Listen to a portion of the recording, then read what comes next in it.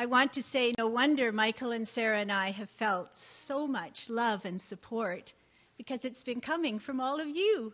And I really appreciate that so very much. So as Gary said, we're here to celebrate Roger's life today. And I especially do want to welcome Roger's immediate family, his sisters and cousins and brother who are here from Scotland and England and the States. And it was so nice of them to come this distance. I just want to share with you Roger's last afternoon with us, because that story just seems to make people feel better, except for Michael here. But it does help. It does help to know our last moments together, I think. We had been out at an appointment together, and as some of you know, Roger hadn't been feeling that well for a few weeks and not doing too much.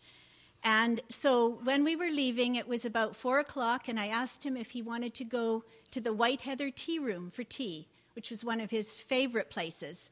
And I don't know if you know it, it's on Oak Bay Avenue, and it's run by Agnes, a lovely Scottish woman with a huge, loud laugh. And Roger just loved being with her and loved talking to her. And so we went, and the sun was shining, and she sat us in the window, and we ordered the wee tea. And while we were waiting for the tea to come, we were holding hands across the table, and we were rejoicing in our children. We were talking about their new adventure running the Fernwood Inn, which some of you may have heard about, and how well they're doing and how proud we were of them. And then Agnes came and sat down with us.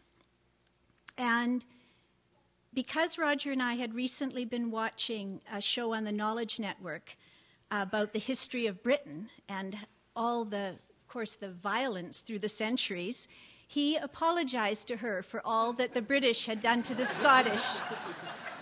And so while we were laughing with her, and just as you are now, he just collapsed. And the only people left in the restaurant were 3 nurses. And they were with him instantly to try to help. And the ambulance was there very quickly because we were right by the hospital. But they couldn't revive him.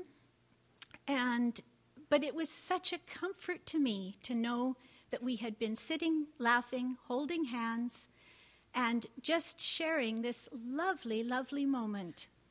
And a couple of days later, I took one of the bouquets that we received into Agnes to sort of apologize to her for what we'd put her through. And she just hugged me and she said, "You know, I am so glad you were here with us."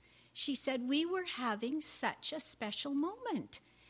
And it was so precious. And it was so nice for me to have that corroborated because I had felt it had been a very special moment." And then she said that at some point she knelt down beside Roger and she apologized for all that the Scottish had done to the British. So Roger and I were married for 33 years, and to those of you who knew Roger, you can imagine that living with him was like living with a whirlwind. He had so many interests and passions and activities and people to help and events to organize and people to talk to on the phone, and he just was going all the time.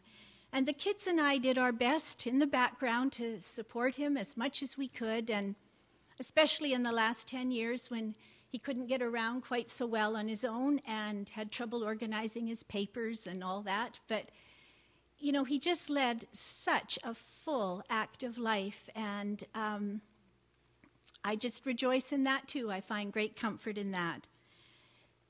I also feel he's still here. He's here in all the wonderful qualities that he had that are being expressed in all of you today, and in me, and in Michael and Sarah. All his goodness and generosity and kindness, they're all being expressed by all of you, and that is what is eternal life, all those qualities. And I also want to say he would have just loved this memorial today. As you know, Roger was a big event person, and he always loved a huge turnout. And the only thing he would have done differently is he would have had you all with name tags and express it, with your name and your passion and your interests and everything. And we decided to let you off the hook today.